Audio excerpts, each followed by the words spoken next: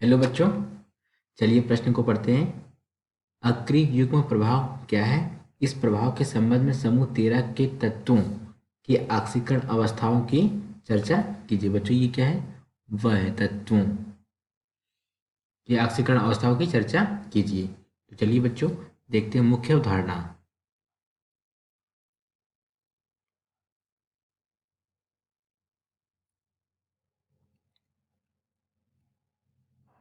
मुख्य अवधारणा देखिए बच्चों, पहले हम समझते हैं कि ये समूह 13, पहले आप समझते हैं समूह 13 में कौन कौन से तत्व आते हैं।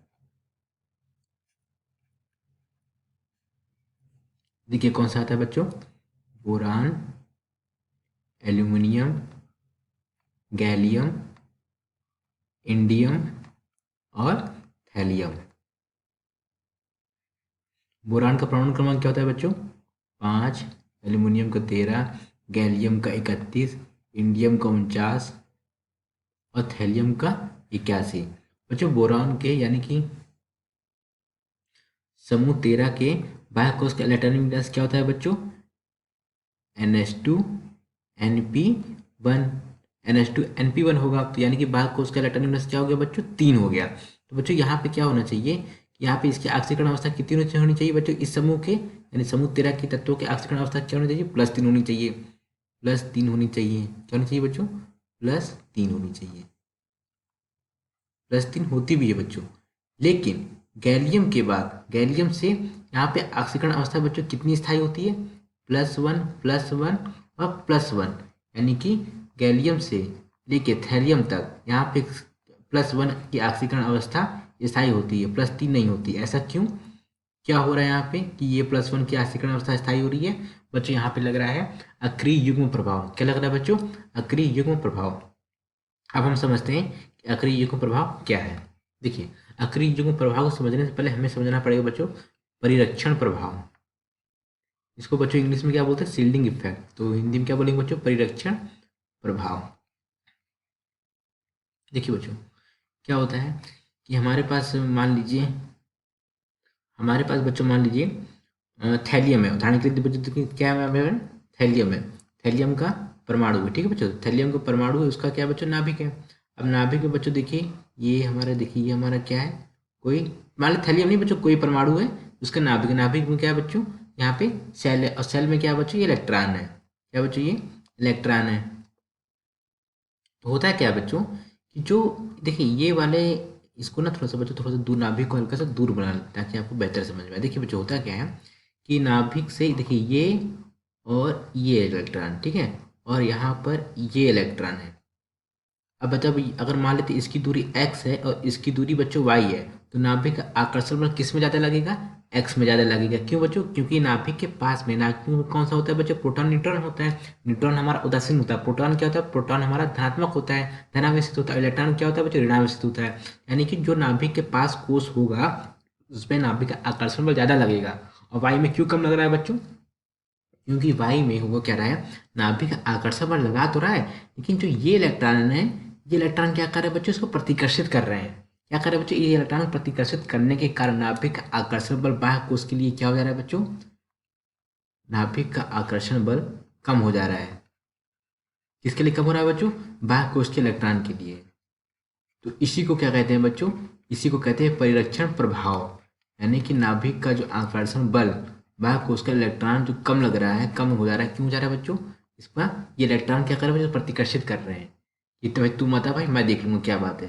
तो क्या कर रहे हैं बच्चों? ये प्रतिकर्षित कर रहे हैं। तो यहाँ पे नाभिक आकर्षण बल कम हो जा रहा है। अगर ये इलेक्ट्रॉन हम निकालना चाहेंगे, ये इलेक्ट्रॉन बच्चों अगर हम निकालना चाहेंगे तो ये इलेक्ट्रॉन बच्चों आसानी से निकल जाएगा। क्यों? इसका नाभिक आकर्षण बल भी कम लग रहा है, बट ये इलेक्ट्रॉन क्या करे? इसको प्रतिकर्षित करे तो ये आराम से निकल जाएगा। यानी कि ये क्या किएगा? रासायनिक अभिक्रिया में भाग ले लेगा। अब इसको यहाँ पे चित्र के माध्यम से समझते हैं। देखिए बच्चों ये चित्र हमारा, ये हमारा क्या है बच्चों? ये हमारा नाभिक है। ये जो जड़ जिस है इसको क्या बोलते हैं बच्चों? ये हमारा नाभिक है। नाभिक है और नाभिक में देखिए बच्चों जो ये बाह्य कोश का इलेक्ट्रॉन है, इसको क्या कर रहा है? ये नाभिक अपना क्या कर रहा है बच्चों? आकर्षण बल लगा रहा है। लेकिन जो ये वाले इलेक्ट्रॉन है इसके पिछली कोश के, ये क्या कर रहे हैं बच्चों? इसको प्रतिकर्षित कर रहे हैं। तो क्या कर रहे हैं, प्रतिकर्षित कर रहे हैं। अगर हम इस इलेक्ट्रॉन को निकालना चाहेंगे तो ये इलेक्ट्रॉन आसानी से निकल के रासायनिक अभिक्रिया में भाग लेके क्या कर लेगा बच्चों, रासायनिक बंध बना लेगा और यौगिक का निर्माण कर लेगा। तो इसी को क्या बोलते हैं बच्चों, परिरक्षण प्रभाव। अब इसमें होता है क्या है बच्चों, कि इसमें अब हमारे पास देखिए कौन से उपकोष होते हैं, एस होता है, पी होता है, डी होता है, और कौन सा उपकोष होता है, एफ उपकोष होता है। तो बच्चों सबसे ज़्यादा परिरक्षण प्रभाव किसका लगता है, एस का लगता है।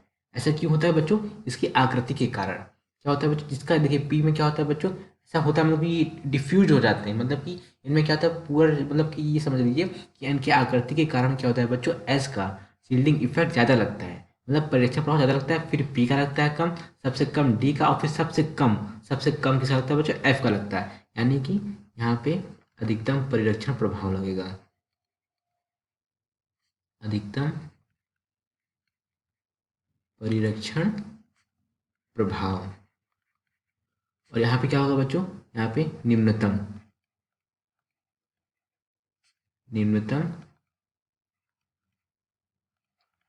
परिरक्षण प्रभाव।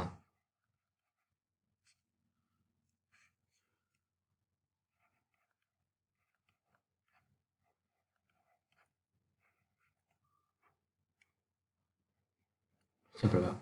देखिए बच्चों यहाँ पे देखते हैं, यहाँ पे गैलियम से लेके थैलियम तक में +1 ऑक्सीकरण अवस्था क्यों स्थायी हो रही है, यहाँ पे थैलियम के माध्यम से समझते हैं। देखिए थैलियम का परमाणु क्रमांक क्या होता है बच्चों, देखिए हमने यहाँ पे क्या लिखा, थैलियम 81 होता है। क्या होता है बच्चों, 81 होता है। इसका हम अगर इलेक्ट्रॉनिक विन्यास करेंगे तो बाह्य कोश का इलेक्ट्रॉनिक विन्यास क्या होगा बच्चों, यहाँ पे लिख लेते हैं 4f14। ये बाह्य कोश का नहीं बच्चों, बाह्य कोश का पहले का है, 4f14, 5d10, 6x2 और 6p1। अभी देखिए बच्चों हमने यहाँ पे क्या देखा, हमने देखा एस वाले का क्या होता है बच्चों, अधिकतम परीक्षण प्रभाव लगता है। तो नाभिक क्या करेगा बच्चों, यहाँ पे नाभिक यहाँ पे क्या लगाएगा, अधिकतम परीक्षण प्रभाव लगाएगा। परिरक्षण प्रभाव के कारण क्या होगा बच्चों, एस कोष के इलेक्ट्रॉन रासायनिक अभिक्रिया में भाग नहीं लेंगे। किसके लेंगे बच्चों, केवल और केवल पी कोष के लेंगे। जिस कारण थैलियम क्या होता है बच्चों, थैलियम की ऑक्सीकरण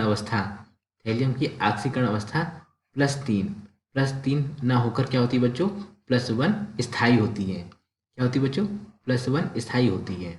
इसको बच्चों एस कोष का इलेक्ट्रॉन नहीं निकल पाएगा, क्यों, नाभिक से बहुत ज़्यादा परीक्षण प्रभाव लगा रहा है, खींच रहा है, उसको निकालने में बहुत बहुत ज़्यादा ऊर्जा चाहिए होगी। ठीक इसी तरीके से क्या होगा बच्चों, थैलियम के साथ हमारा गैलियम और इंडियम दोनों की कौन सी ऑक्सीकरण अवस्था होगी बच्चों, +1। क्या होगी बच्चों, +1। अगर समझना चाहेंगे तो क्या होगा, देखिए बच्चों यहाँ पे गैलियम का किसका लगेगा, गैलियम का 5s2, नहीं बच्चों एक सेकेंड, देखिए यहाँ पे क्या है बच्चों, गैलियम इंडियम, इंडियम क्या हो जाएगा बच्चों, इंडियम का हो जाएगा 5s2, 5p1, और इसका क्या हो जाएगा बच्चों, 4s2, 4p1। ठीक इसी तरीके से क्या हो जाएगा बच्चों, यहाँ पे परीक्षण प्रभाव लग जाएगा, क्या हो जाएगा, परीक्षण प्रभाव लग जाएगा। जिस कारण क्या होगा बच्चों, यहाँ पे इस वाले उपकोष के इलेक्ट्रॉन क्या होगा बच्चों, रासायनिक अभिक्रिया में बंध बना लेंगे, और क्या करेंगे, यहाँ पे इसकी ऑक्सीकरण अवस्था क्या हो जाएगी बच्चों, +1 स्थायी हो जाएगी।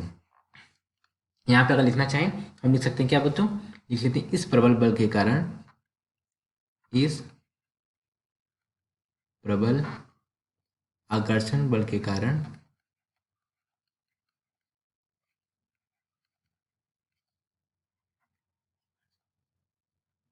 आकर्षण बल के कारण ns इलेक्ट्रॉन, कौन से इलेक्ट्रॉन बच्चों, ns के इलेक्ट्रॉन युग्मित रहते हैं, इलेक्ट्रॉन युग्मित रहते हैं तथा बंध में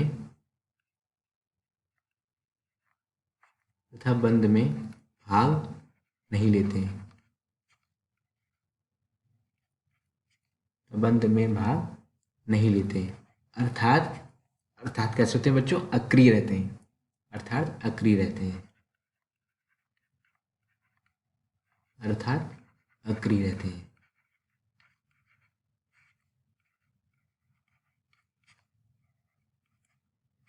यह प्रभाव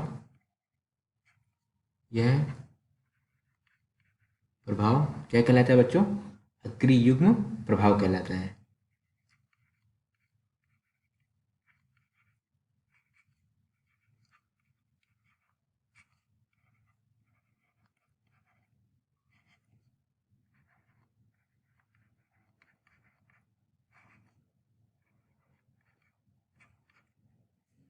आशा करते हैं आपको समझ आया होगा। धन्यवाद।